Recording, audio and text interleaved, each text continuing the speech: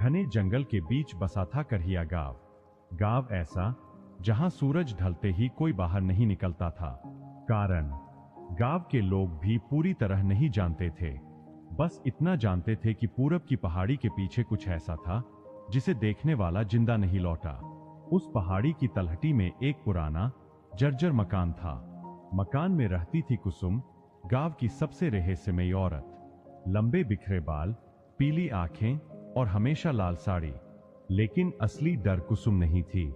डर था उसका पति मोहन। मोहन अंधा था, जन्म से नहीं।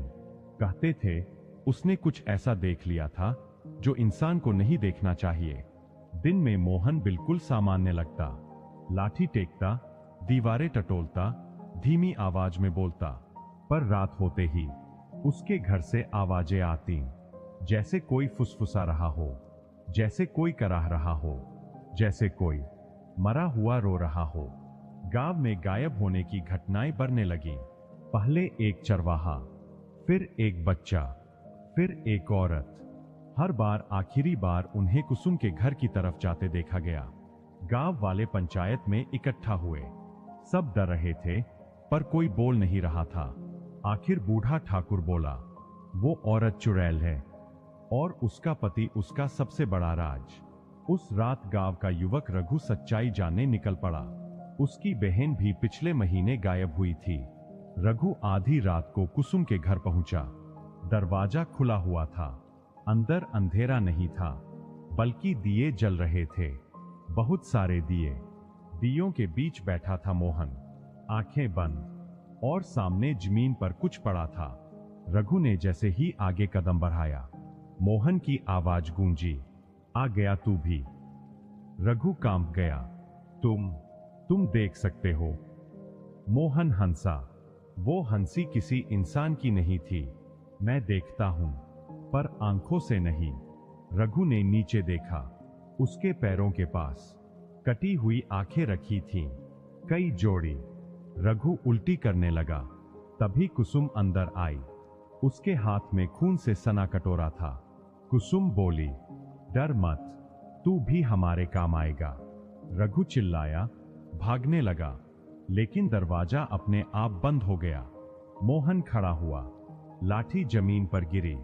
कुसुम चुड़ैल नहीं बनी थी।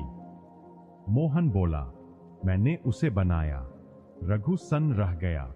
मोहन ने बताया, सालों पहले मोहन तांत्रिक था।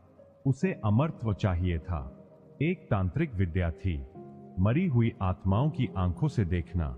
लेकिन विद्या अधूरी थी। उसके लिए एक औरत चाहिए थी जिसका दिल मर चुका हो। मोहन ने कुसुम की पूरी जिंदगी तबाह कर दी। उसके बच्चे, उसका परिवार, सब मार दिए। और उसी दर्द से कुसुम बनी चुड़ैल। अब मोहन आंखों से अंधा था, पर आत्माओं की आंखों से सब देखता था। हर बलि से उसकी उम्र बढ़ती जा रही थी। रघु रो पड़ा, मेरी बहन।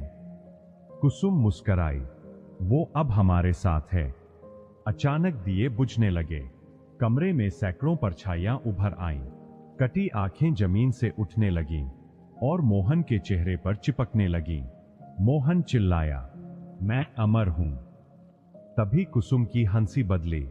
वो आगे बढ़ी और मोहन के सीने में हाथ डाल दिया। मोहन की चीख फट गई।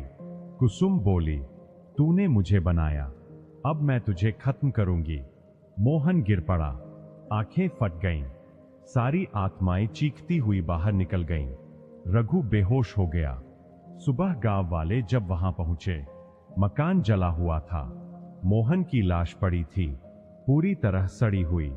लेकिन कुसुम कहीं नहीं थी। उस दिन के बाद गांव में कोई गायब नहीं हुआ।